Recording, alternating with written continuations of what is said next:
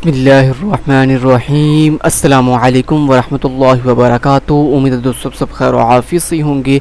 आज हमारा CS 506 का लेक्चर नंबर 6 है। इससे प्रीवियस तमाम के तमाम पार्ट्स की एक कंप्लीट प्लेलिस्ट का लिंक इस वीडियो के डिस्क्रिप्शन पार्ट में आपको प्रोवाइड कर दिया गया है। उस प्लेलिस्ट को वॉच करके आप प्रीवियस तमाम लेक्चर जो है वो देखकर अपनी अच्छे से प्रिपरेशन कर सकते हैं। तो आज के लेक्चर 6 के अंदर हम पढ़ेंगे कलेक्शंस। अब कलेक्शंस क्या होती हैं? कलेक्शंस ये होती हैं कि जब आप बहुत ज़्यादा चीज़ों को आपस में एक साथ जोड़ देते हो तो उसको हम कहते हैं collections. A collection represent group of objects known as its elements. यानी कहता है कलेक्शन क्या है, वो रिप्रेजेंट करता है आपके ग्रुप ऑफ ऑब्जेक्ट्स को। यानी जब आप एक ग्रुप ऑफ ऑब्जेक्ट को कहता है आपस में जोड़ देते हो ना, तो उसको हम कहते हैं नोन एज इट्स एलिमेंट्स। कि ये क्या मेरे पास एलिमेंट्स हैं। कहता है Java has a built in supports for collections. कि जो जावा लैंग्वेज है ना, इसके अंदर बहुत से बिल्ट इन जो है वो क्या होती हैं, कलेक्शंस होती हैं, यानी उनको सपोर्ट करता है। उसके बाद collection classes are similar to STL in C++। कहता है जिस तरह C++ के अंदर स्टैंडर्ड लाइब्रेरी थी ना, बिल्कुल इसी तरह जावा के अंदर कहता क्या होती हैं, स्टैंडर्ड जो है वो कलेक्शन क्लासेस होती हैं जिनको जावा जो है वो सपोर्ट करती है। उसके बाद कहता है इन स्टैंडर्ड क्लासेस को जावा में यूज़ करने के लिए आपको जावा के अंदर यूटिल नाम का पैकेज इंपोर्ट करना पड़ता है। सो आप जब भी जावा के अंदर ये क्लासेस यूज़ करोगे तो आपको java.util नाम का पैकेज जो है वो इंपोर्ट करना पड़ेगा। नेक्स्ट कहता है कलेक्शन डिज़ाइंस। कहता है all classes almost provide same methods like get, size, is, empty, etc वगैरह वगैरह। कहता है जितनी भी आपकी कलेक्शंस है ना, यानी जितनी कलेक्शंस के अंदर जावा के अंदर जितनी भी बिल्ट इन क्लासेस हैं, कहता है उन तमाम क्लासेस के अंदर कुछ सेम मेथड्स हैं, जैसे लाइक गेट का, साइज का, इज, एम्प्टी का। ठीक है। नेक्स्ट कहता है Java collections are capable of storing any kind of object. कहता है ये जो जावा की जितनी भी कलेक्शंस है ना, जितनी भी इसके अंदर कलेक्शन के अंदर जितनी भी बिल्ट इन क्लासेस हैं, ये तमाम क्लासेस कहता है कैपेबल है, यानी इस चीज़ की सलाहियत रखती हैं of storing any kind of objects. यानी किसी भी टाइप के ऑब्जेक्ट्स को आप इनमें स्टोर कर सकते हो। ये एक बहुत बड़े मज़े की बात है कि आप किसी भी तरह के ऑब्जेक्ट को उन तमाम क्लासेस के अंदर स्टोर कर सकते हो।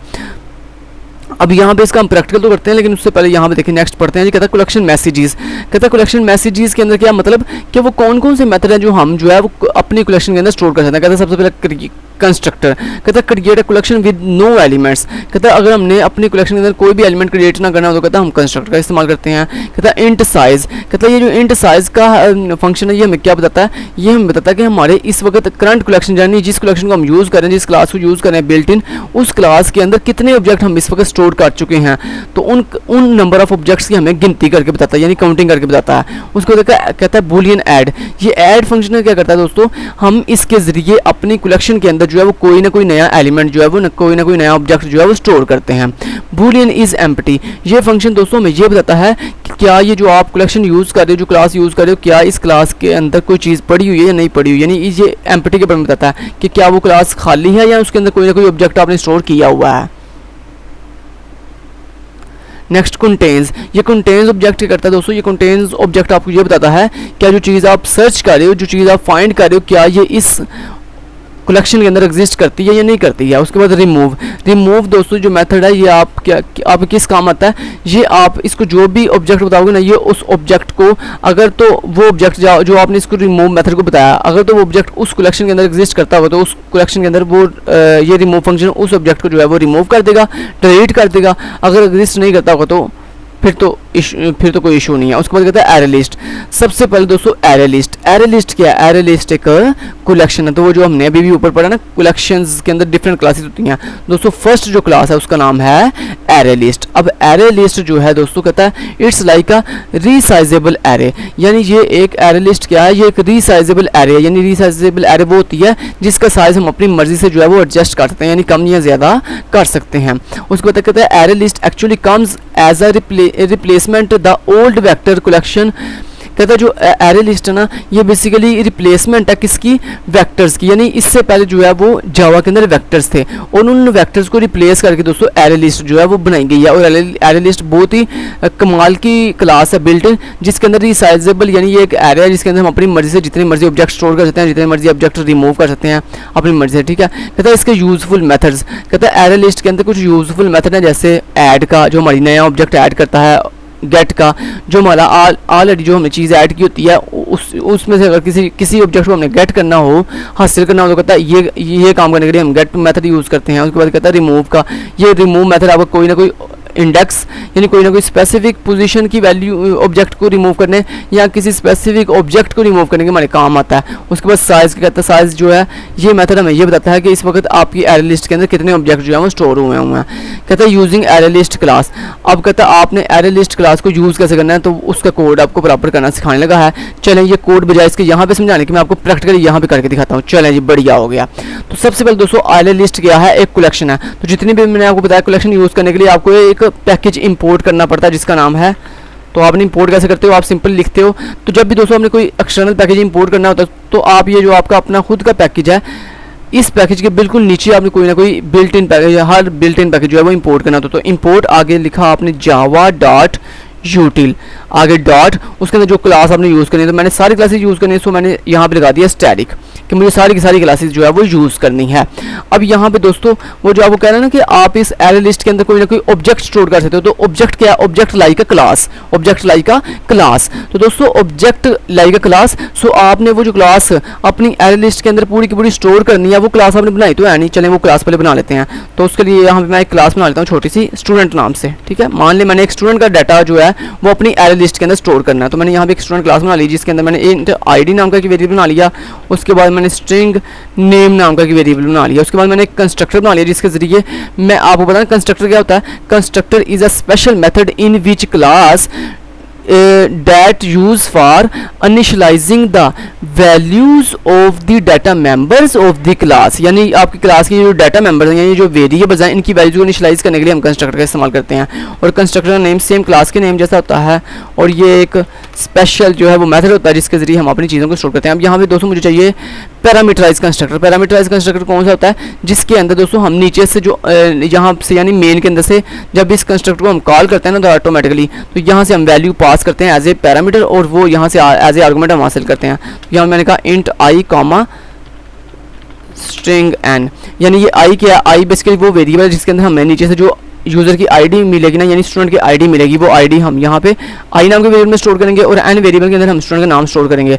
उसके बाद मैंने इसके अंदर आगे कहा, मैंने कहा जो मेरा आईडी वाला वेरिएबल है उसको इक्वल कर दो आई के, यानी आई के अंदर जो आगे आईडी स्टोर हुई है वो उठा के आईडी वाले वेरिएबल में रख दो और जो नेम वाला वेरिएबल है उसके अंदर एन वेरिएबल की वैल्यू जो है वो स्टोर कर दो। उसके बाद दोस्तों हम यहाँ पे एक प्रिंट का फंक्शन, प्रिंट का मेथड बना लेते हैं जो हमारी वैल्यू जो है वो प्रिंट करेगा।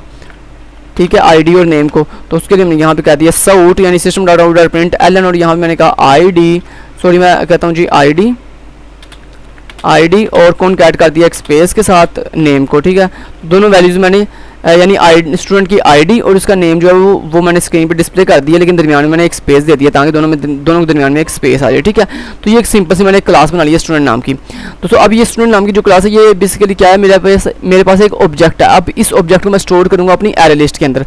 अब एरे लिस्ट एक बिल्ट इन क्लास है जिसको कैसे क्रिएट करते हैं, उसके लिए दोस्तों आप लिखोगे एरे लिस्ट, आगे एरे लिस्ट का आप ऑब्जेक्ट बनाओगे जिसके जरिए आप अपनी एरे लिस्ट को जो है एक्सेस करोगे। तो आपने कहा एल नाम से अपने एरे लिस्ट का ऑब्जेक्ट बना लिया equal to new array list. So ये बन गई आपकी एरे लिस्ट। सो दोस्तों एरे लिस्ट आपने क्रिएट कर ली है। अब इस एरे लिस्ट के अंदर आप जितने मर्जी ऑब्जेक्ट जो है वो स्टोर करते जाओ। ठीक है, अब मैंने सबसे पहले क्या किया, सबसे पहले दोस्तों मुझे क्या करना है, अपने इस स्टूडेंट क्लास के ऑब्जेक्ट बनाने हैं। जारी बात है मैं पहले अपनी इस स्टूडेंट क्लास के ऑब्जेक्ट बनाऊंगा तो उन्हें अपने इस एरे लिस्ट के अंदर स्टोर करूंगा ना। सो मैंने उसके लिए क्या किया, मैंने कहा जो मेरी स्टूडेंट नाम की क्लास है, आपको बताना कैसे भी किसी भी क्लास का ऑब्जेक्ट कैसे बनाते हैं, ये मैंने आपको प्रीवियस लेक्चर्स के अंदर सारा डिफाइन डिटेल से किया हुआ है। सो मैंने अपनी स्टूडेंट क्लास का S1 नाम से एक ऑब्जेक्ट बनाया इक्वल टू मैंने कहा न्यू मेरी स्टूडेंट क्लास। और दोस्तों यहाँ पे जो हमने स्टूडेंट क्लास यूज़ की हुई है उसके अंदर हमने कंस्ट्रक्टर कौन सा कॉल किया। अगर दोस्तों आपने डिफ़ॉल्ट कंस्ट्रक्टर बनाओ यानी यहाँ जिसके अंदर हम यहाँ पे कोई भी आर्गुमेंट नहीं लेते, तो सो दोस्तों आप सिंपली अपनी क्लास का ऑब्जेक्ट इस तरह से बनाते हो, यानी ये जो राउंड ब्रेसेस हैं इनको खाली छोड़ देते हो। लेकिन दोस्तों अब आपने कौन सा कंस्ट्रक्टर यूज़ किया, पैरामीटराइज कंस्ट्रक्टर यूज़ किया जिसके अंदर आप दो वैल्यूज़ भिजवा रहे हो, पहले स्टूडेंट की आई डी फिर नेम।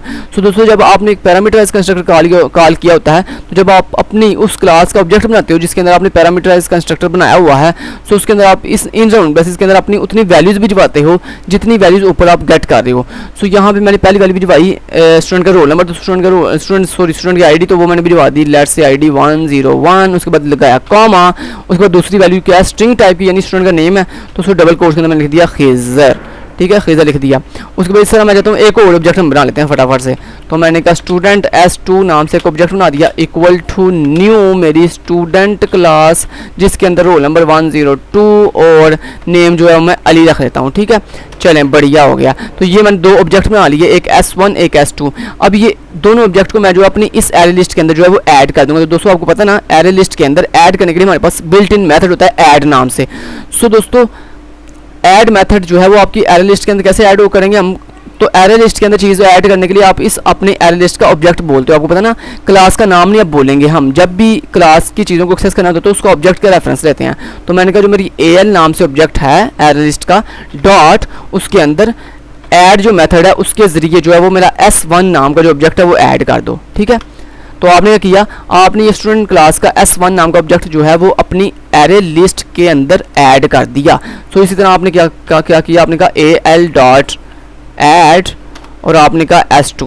ठीक है जी, तो आपने S2 जो ऑब्जेक्ट है वो भी आपने ऐड कर दिया। तो इस तरह आपने दो ऑब्जेक्ट ऐड कर दिए। इस तरह आप जितने मर्जी और ऑब्जेक्ट बना के मान लो आपने 3 4 5 6 जितने मर्जी आप इसके नीचे स्टूडेंट क्लास के और ऑब्जेक्ट बना के जो है वो अपनी एरे लिस्ट के अंदर स्टोर करते जा सकते हो, नो इश्यू। ठीक है, अब दोस्तों ये मैंने दो जो है वो ऑब्जेक्ट स्टोर कर दिए।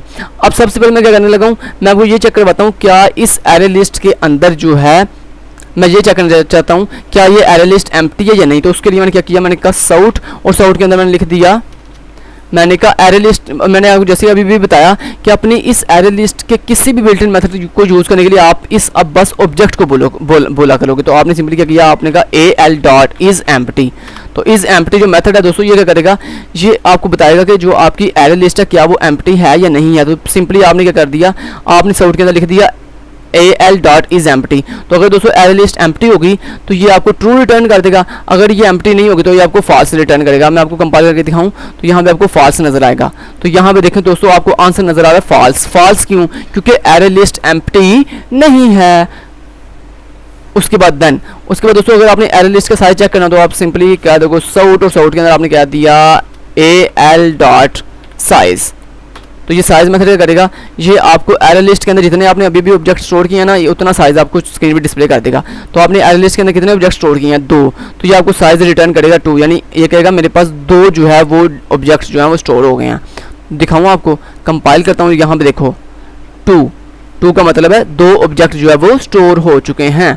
सो अब दोस्तों हम क्या करते हैं, अब हमने जो है वो कोई ऑब्जेक्ट रिमूव करना है। तो ऑब्जेक्ट रिमूव कैसे करते हैं, सिंपल आपने कहा AL जो आपकी एरे लिस्ट का ऑब्जेक्ट है AL डॉट रिमूव। तो रिमूव करना दोस्तों दो चीज़ें दो तरह से आप रिमूव कर सकते हो। यहाँ तो दोस्तों आप अपने पोजीशन बता सकते हो। तो आपको पता है एरे लिस्ट के अंदर जो आपका पहला ऑब्जेक्ट होता है ना वो किस पोजीशन पे स्टोर होता है, पोजीशन नंबर 0 पे जाके, और जो आपका दूसरा ऑब्जेक्ट होता है वो किस पोजीशन पे स्टोर होता है, पोजीशन नंबर 1 पे जाके। इस तरह दोस्तों ये कंटिन्यूसली चलते जाते हैं, यानी आप जितने ऑब्जेक्ट स्टोर करोगे तो पहला ऑब्जेक्ट 0 वाली पोजीशन पे स्टोर होगा, दूसरा 1 पे, तीसरा 2 पे, चौथा 3 पे, इस तरह आप टू सो ऑन। दोस्तों ये इनकी नंबरिंग होती है, ठीक है। तो इनकी पोजीशन मैंने आपको बता दिया, स्टार्टिंग जो है वो 0 से होती है, नेक्स्ट इस तरह ये कंटिन्यूसली सीक्वेंस से चलते जाते हैं। जितने आप ऑब्जेक्ट स्टोर करते जाओगे वैसे वैसे इनका पोजीशन का सीक्वेंस बनता जाएगा, ठीक है। तो मैंने कहा दोस्तों आप अपनी एरे लिस्ट के अंदर अगर आपने कोई ऑब्जेक्ट रिमूव करना है तो उसके 2 तरीके हैं। पहला या तो आप पोजीशन बता के भी रिमूव कर सकते हो, या फिर आप अपने डायरेक्ट ऑब्जेक्ट का नाम बता के भी रिमूव कर सकते हो। सो पहले मैं आपको पोजीशन बता के रिमूव करता हूँ। सो मैंने कहा जो मेरी 0 वाली पोजीशन के ऊपर जो ऑब्जेक्ट है ना वो रिमूव कर दो। तो ये कौन सा ऑब्जेक्ट रिमूव करेगा बताएं। तो आपने कहा AL डॉट रिमूव 0 पोजीशन, तो यानी 0 पोजीशन पे क्या पड़ा हुआ है S1 वाला ऑब्जेक्ट, यानी ये S1 वाला ऑब्जेक्ट को क्या कर देगा, रिमूव कर देगा। सो S1 रिमूव कर देगा। दूसरे तरीका का रिमूव करने का क्या है, आपने कहा AL डॉट रिमूव और आपने दोस्तों इसके अंदर क्या कर दिया, ऑब्जेक्ट डायरेक्ट ऑब्जेक्ट बता दिया। पहले दफ़ा आपने पोजीशन बताई है, नेक्स्ट आपने जो ऑब्जेक्ट स्टोर किए हुए ना उनमें से अगर आपने कोई ऑब्जेक्ट बता दिया, लेट्स हमने कहा S2, तो S2 का मतलब क्या है कि ये क्या करेगा, ये दोस्तों आपका S2 ऑब्जेक्ट जो है वो रिमूव कर देगा। अब दोस्तों अगेन मैं आपको इज एम्प्टी वाला और इज साइज वाला दिखाता हूँ, दोबारा से कंपाइल करके दोबारा से प्रिंट करके दिखाता हूँ। ये देखो आप before removing and after removing, देखते हैं क्या बिफोर रिमूविंग हमें क्या ये क्या आंसर रिटर्न करता है, एंड आफ्टर रिमूविंग क्या आंसर रिटर्न करता है। कंपाइल करता हूँ, ये देखो दोस्तों बिफोर रिमूविंग उसने कहा इज एम्प्टी नहीं है, साइज 2 है, लेकिन जब आफ्टर रिमूविंग उसने कहा यस ट्रू, अब एम्प्टी हुआ। क्यों एम्प्टी हुआ, क्योंकि आपके पास 2 ऑब्जेक्ट थे और आपने दोनों ऑब्जेक्ट रिमूव कर दिया। सो उसने कहा इज एम्प्टी, यानी अब आपकी एरे लिस्ट जो है वो एम्प्टी हो गई है और उसका साइज कितना है 0 साइज है। तो दोस्तों इस तरह से आप कर सकते हो। सो आपने ये कर दिया। अब चलें, ये तो आपने कर दिया। अब मैं आपको करके इसको, अब मैं आपको ये तो दिखा दिया कि ये रिमूव कैसे करते हैं, साइज़ कैसे चेक करते हैं, सारा दिखा दिया। अब मैं आपको दिखाना चाहता हूँ कि मान लो आप चाहते हो वो जो आपने अपनी एरे लिस्ट के अंदर ये जो आपने ऑब्जेक्ट स्टोर किए हुए हैं, इन ऑब्जेक्ट को अगर आपने गेट करना हो यानी हासिल करना हो, वो आप कैसे कर सकते हो। उसके लिए दोस्तों आप लिखोगे अपने एरे लिस्ट के अंदर से जब आप ऑब्जेक्ट गेट करोगे तो आप उसको किस में रखोगे, अपने स्टूडेंट वाले ऑब्जेक्ट के अंदर। आप इसने स्टूडेंट वाले ऑब्जेक्ट के अंदर, तो उसके लिए आप नया ऑब्जेक्ट भी बना सकते हो। तो आपने कहा सिंपल मैं स्टूडेंट क्लास का एस नाम से ऑब्जेक्ट बना दो, इक्वल टू आपने कहा जो मेरा AL है ना यानी एरे लिस्ट डॉट, उसके अंदर गेट करो। तो गेट दोस्तों, गेट के अंदर आप पोजीशन बताते हो, तो गेट मेथड के जरिए आपको ये गेट करके देगा, यानी आप इसमें पोजीशन बताओगे कि किस पोजीशन की वैल्यू, किस पोजीशन वाला ऑब्जेक्ट आपने गेट करना है। तो मैंने कहा 0, तो ये आपको कहेगा कि 0 वाली पोजीशन पे क्या पड़ा हुआ है, S1, तो यानी ये आपको S1 वाला ऑब्जेक्ट गेट करके दे देगा। लेकिन दोस्तों ये मान लो ये जो एरे लिस्ट है ये क्या है, ये एक पेरेंट क्लास है, जो आप इसको ऑब्जेक्ट दे रहे हो ना, ये क्या है, एक स्टूडेंट क्लास, एक चाइल्ड क्लास है। तो यानी दोस्तों जो बड़ी क्लास एरे लिस्ट है वो एक बड़ी क्लास है, क्योंकि वो बड़ी क्लास के अंदर आप जो है वो अपनी स्टूडेंट छोटी क्लास जो है इंक्लूड कर रहे हो। तो दोस्तों जो बड़ी क्लास होती है वो पेरेंट क्लास होती है, जो छोटी क्लास होती है वो चाइल्ड क्लास होती है। तो मैंने आपको बताया था ना प्रीवियस लेक्चर के अंदर टाइप कास्टिंग। तो देखो आप क्या कर रहे हो, आप बड़ी क्लास से चीज़ लेकर छोटी क्लास में कन्वर्ट कर रहे हो, तो इसको हम कहते हैं डाउन कास्टिंग। तो डाउन कास्टिंग दोस्तों करने के लिए आप जब बड़ी क्लास से चीज़ एक्सेस करते हो ना, तो उसको छोटी क्लास में कन्वर्ट करने के लिए आप जो है राउंड ब्रेसेस के अंदर लेफ्ट साइड पे, यानी उससे पहले जो है राउंड ब्रेसेस के अंदर अपनी छोटी क्लास का नाम बताते हो, यानी अपनी चाइल्ड क्लास का नाम भी बताते हो। सो आपने यहाँ पे चाइल्ड क्लास का नाम क्या है, स्टूडेंट। सो आपने बता दिया स्टूडेंट क्लास, तो ये होती है डाउन कास्टिंग। ठीक है, चलें अब ये देखो बिल्कुल ठीक हो गया। अब दोस्तों आपके पास ये जो S ऑब्जेक्ट के अंदर आपने ये जो 0 वाली पोजीशन से जो S1 ऑब्जेक्ट की वैल्यू गेट की है, उसको प्रिंट करने के लिए आपने सिंपल क्या किया, आपने कहा S डॉट प्रिंट। तो आपका S डॉट प्रिंट करने से क्या होगा, S1 ऑब्जेक्ट के अंदर जो आपने वैल्यू स्टोर की थी, तो आपने S1 ऑब्जेक्ट में क्या वैल्यू स्टोर की थी, आपने स्टोर की थी 101 और खिजर। तो ये दोस्तों आपका प्रिंट फंक्शन करेगा 101 एंड खिजर जो है वो डिस्प्ले कर देगा। उसके बाद अगेन आपने क्या किया, आपने कहा S इक्वल टू, और आपने कहा जो मेरी स्टूडेंट क्लास है, और आपने कहा AL डॉट गेट, और आपने कहा 1 वाली पोजीशन पे जो ऑब्जेक्ट पड़ा हुआ, तो अब 1 वाली पोजीशन पे क्या ऑब्जेक्ट पड़ा हुआ है, S2। सो आपको S2 जो है वो ये रिटर्न करे, किस में स्टोर कर देगा, S में। अगेन आपने कहा S डॉट प्रिंट, तो S डॉट प्रिंट के अंदर अब आपको क्या प्रिंट करेगा, यानी S2 की वैल्यू। तो S2 ऑब्जेक्ट की वैल्यू क्या है, 102 और अली। तो डिस्प्ले करके दिखाता हूँ, ये कंपाइल किया और ये देखो दोस्तों बूम, 101 खिजर और 102 अली। तो ये है दोस्तों एरे लिस्ट, जिसके अंदर बिल्ट इन फंक्शन है, जिनको हम यूज़ करके अपने जितने मर्जी किसी भी अपनी खुद की बनाई हुई है, तो ये हमारी अपनी खुद की बनाई हुई स्टूडेंट क्लास है।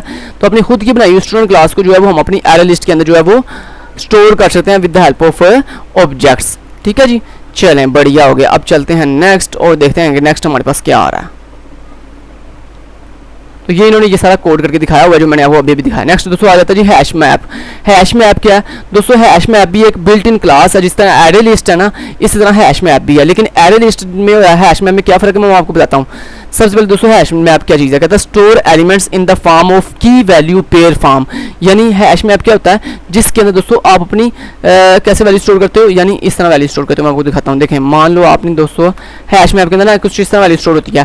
पहले दोस्तों आप बताते हो अपनी की, यानी इसमें ना 2 कॉलम होते हैं। पहले कॉलम के अंदर होती है आपकी की मीन के लेट्स से आपकी आप समझ लो रोल नंबर, जैसे आप कहते हो ना एक स्टूडेंट है उसका रोल नंबर होता है जो कि यूनिकली आइडेंटिफाई होता है। ऐसे दोस्तों हैश मैप के अंदर ना क्या होता है, 2 कॉलम होते हैं। पहले कॉलम के अंदर आपके कीज़ होती हैं और दूसरे कॉलम में उस की वैल्यू होती है। मान लो आपने की रखी हुई है 1, ठीक है, और उस की के अकॉर्डिंग उसकी वैल्यू आपने रखी हुई है खिजर। ठीक है, इसी तरह आपने दूसरी की रखी हुई है 2 एंड उसके अकॉर्डिंग आपने वैल्यू रखी हुई है अली।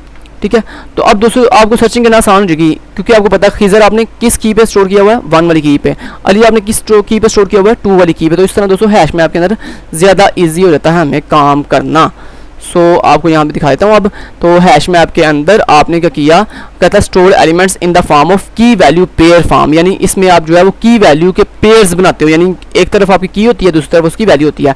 कहता है अ की is associated with each object, कहता है जो आपकी की होती है ना वो एसोसिएट कर रही होती है आपकी किसी भी क्लास के ऑब्जेक्ट के साथ, कहता है दैट इज स्टोर्ड, जो हम स्टोर करते हैं, कहता है allows fast retrieval of that object keys are unique, कहता है ये जो है बहुत ही फास्टली होती है। फास्टली क्यों होती है? क्योंकि ये जो की होती है वो आपकी यूनिकली आइडेंटिफाई होती है। दोस्तों जो चीज़ यूनिक होती है उसको रिट्रीव करना, उसको हासिल करना बहुत ही आसान होता है। तो दोस्तों एरे लिस्ट के अंदर ऐसा नहीं था। एरे लिस्ट के अंदर जो है वो हमारी चीज़ को सर्च करना थोड़ा ट्रिकी होता है। जबकि हैश मैप के अंदर जो कि हमने 7 कीज़ दी होती हैं और वो कीज़ जो है वो यूनिकली आइडेंटिफाई होती हैं, सो अपनी चीज़ को हैश मैप के अंदर सर्च करना बहुत ही ईजी होता है। अब नेक्स्ट कहता है यूजफुल मेथड, कहता है हैश मैप के अंदर कोई भी चीज़, कोई भी ऑब्जेक्ट दोस्तों ऐड करने के लिए हम पुट मेथड यूज़ करते हैं। तो पुट मेथड यूज़ किस लिए होता है? हमारी कोई भी नया ऑब्जेक्ट जो है वो ऐड करने के लिए। उसके बाद कहता है अपने हैश मैप से कोई भी ऑलरेडी ऐड किए हुए ऑब्जेक्ट को हासिल करने के लिए हम गेट मेथड का इस्तेमाल करते हैं। उसके बाद उसको साइज चेक करने के लिए हम साइज मेथड का इस्तेमाल करते हैं। ठीक है, चलें अब कहता है यूजिंग हैश मैप क्लास, कहता है हैश मैप क्लास को यूज़ करके एक प्रोग्राम बनाओ। चले मैं इसी चीज़ को फॉलो करता हूँ और यहाँ पे आपको हैश मैप बनाना सिखाता हूँ कि हैश मैप कैसे बनाते हैं। चलें जी, तो मान लो दोस्तों मैंने यहाँ पे सबसे पहले हैश मैप भी दोस्तों एक बिल्ट इन क्लास है जो कि java.util पैकेज के अंदर इंपोर्ट रखी हुई है। दोस्तों हमने सबसे पहले इस पैकेज को इंपोर्ट किया, उसके बाद अपनी स्टूडेंट क्लास बनाई जिसको हमने जो है वो अपने हैश मैप पे इंपोर्ट करने में ऐड करना है इसके ऑब्जेक्ट को। ठीक है, तो सबसे पहले हमने हैश मैप कैसे बनाया? हमने लिखा हैश मैप और आपने लिखा हैश मैप के लिए h ऑब्जेक्ट बना लिया। आगे लिखा आपने इक्वल टू न्यू मेरा हैश मैप और आगे राउंड बेसिस। ठीक है, तो यह आपका हैश मैप जो है वो क्रिएट हो गया। अब इस हैश मैप के अंदर चीज़ें ऑब्जेक्ट ऐड करने के लिए सबसे पहले आप ऑब्जेक्ट क्रिएट करोगे। तो आपने स्टूडेंट क्लास का S1 नाम से एक ऑब्जेक्ट बनाया इक्वल टू न्यू मेरी स्टूडेंट क्लास। ठीक है, और उस स्टूडेंट क्लास के अंदर आपने क्या कर दिया? उस स्टूडेंट क्लास के अंदर आपने दो चीज़ें पास की। उस स्टूडेंट क्लास के अंदर आपने दो चीज़ें पास की, पहली अपनी की, दूसरी अपनी वैल्यू। तो दोस्तों आपने पहले की क्या पास की आपने पास की 1 एंड आपने जो है नहीं यहाँ पे वैल्यू आपने पास की पहली रोल नंबर 101 एंड नेम आपने पास कर दिया खिजर। ठीक है, इसी तरह आपने दूसरा ऑब्जेक्ट बनाने के लिए आपने इस तरह इसको डुप्लीकेट कर दिया और डुप्लीकेट करने के बाद आपने यहाँ पे इसको पेस्ट कर दिया। अब यहाँ पे इसका ऑब्जेक्ट का नाम चेंज करो S2 न्यू स्टूडेंट और यहाँ पे रोल नंबर जो है 102 और नेम अली। ठीक है, तो ये आपने क्या किया? ये आपने दो जो है वो अपनी स्टूडेंट क्लास के ऑब्जेक्ट बना लिया। अब इन ऑब्जेक्ट को जो है वो अपने इस हैश मैप के h ऑब्जेक्ट के अंदर जो है वो आप ऐड कर दो। तो ऐड करने के लिए हम कौन सा मेथड यूज़ करते हैं? हैश मैप के अंदर पुट मेथड यूज़ करते हैं। सो आपने लिखा h.put S1। ठीक है, और आपने लिखा h.put और आपने लिखा S2। ठीक है, तो आपने दोस्तों अपने हैश मैप के अंदर पुट कर दिया, यानी ऐड कर दिया, पुट कर दिया S1 ऑब्जेक्ट को और S2 ऑब्जेक्ट को। लेकिन दोस्तों आपको याद होगा कि हैश के अंदर दो चीज़ें सेंड करते हैं, पहला अपनी की वैल्यू की और देन दूसरे उसकी वैल्यू यानी ऑब्जेक्ट। तो दोस्तों हमने वैल्यू तो भेज दी S1 एंड S2, लेकिन हमने की नहीं भेजी उनकी। तो की कैसे भेजते हैं? की दोस्तों हमने सिंपल भेजी डबल कोर्स के अंदर। मैंने कहा मेरी की पहली की का नाम है 1, आगे लगाया कॉमा और जो दूसरी मेरी की है मैंने कहा उसका मेरा नाम है 2, तो TWO2 और देन कॉमा और उसकी वैल्यू क्या है S2।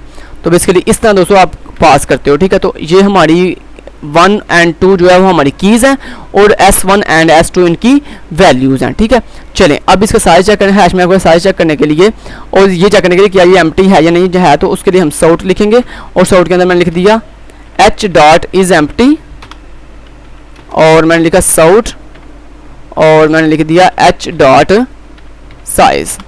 ठीक है, चलें बढ़िया हो गया, ये कर दिया। अब मैं आपको दिखाता हूँ कंपाइल करके और यहाँ पे देखो दोस्तों इज एम्प्टी उसने कहा फाल्स यानी एम्प्टी नहीं है। उसके बाद कहता है हैश मैप के अंदर कितनी वैल्यूज पड़ी हुई है, उसका साइज कितना है 2 क्यों? क्योंकि हमने दो ऑब्जेक्ट जो है वो अपने हैश मेथड के में ऐड किए हैं, सो इसलिए उसने साइज जो है वो 2 दिखा रहा है हमें। ठीक है, चलें उसके बाद दोस्तों हमने जो अगर मान लो कोई रिमूव करना हो हैश मैप से कोई ऑब्जेक्ट रिमूव करना, तो कैसे रिमूव करेंगे? हम लिखेंगे h.remove और उसके अंदर हम सिंपली लिख देंगे अपने की वैल्यू। तो मेरी की वैल्यू क्या है 1।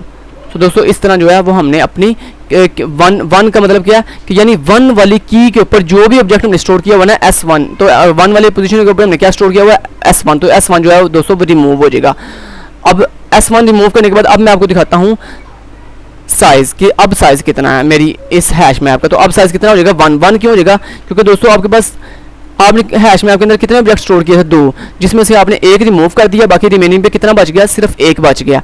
सो अब देखते हैं कितने बच गए हैं। कंपाइल करता हूँ और यहाँ पे दोस्तों देखो पहले आपके पास आ रहा है आंसर 2, फिर आंसर आ रहा है 1, क्योंकि आपने एक जो है वो सक्सेसफुली रिमूव कर दिया है। अब दोस्तों जो आपके पास एक रिमूव करने के बाद जो एक बच गया, यानी वो जो बच कौन सा गया, आपके पास हैश मैप के अंदर अब HS2 जो है वो ऑब्जेक्ट अभी पड़ा हुआ है। सो इस S2 को अब मैं गेट करूँगा, तो गेट कैसे करेंगे, उसके लिए दोस्तों सबसे पहले आप जो है वो डाउन कास्टिंग करोगे। डाउन कास्टिंग के लिए आपने लिखा student S equal to round braces के अंदर आपने लिखा स्टूडेंट, अपनी चाइल्ड क्लास का रेफरेंस दिया और उसके बाद आपने लिखा h डॉट गेट, और गेट के अंदर दोस्तों आप सिंपली बताओगे अपना वो की जो आपने गेट करनी है। तो मेरी की का नाम क्या है 2, क्योंकि 1 वाली तो दोस्तों ऑलरेडी मैं रिमूव कर चुका हूँ, 1 वाली तो ऑलरेडी मैं रिमूव कर चुका हूँ। सो बाकी कौन सी बच गई 2।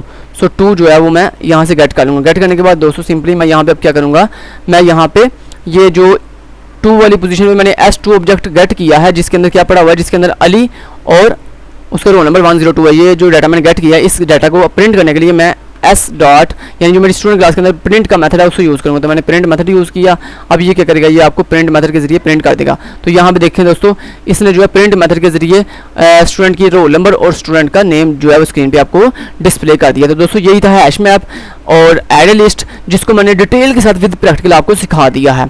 चलें अब नेक्स्ट दोस्तों, इन्होंने लास्ट पे एक प्रैक्टिस प्रोग्राम दिया हुआ है।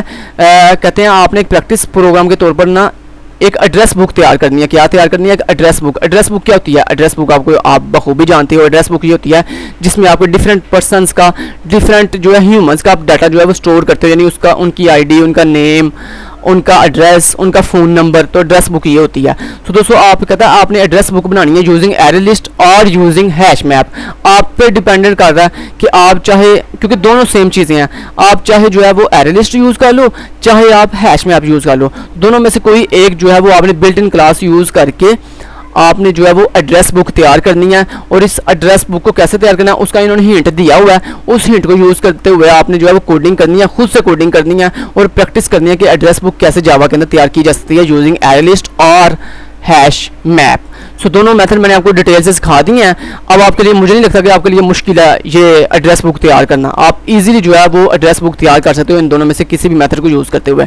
Thank you so much. Till then guys, take care, अल्लाह हाफिज़।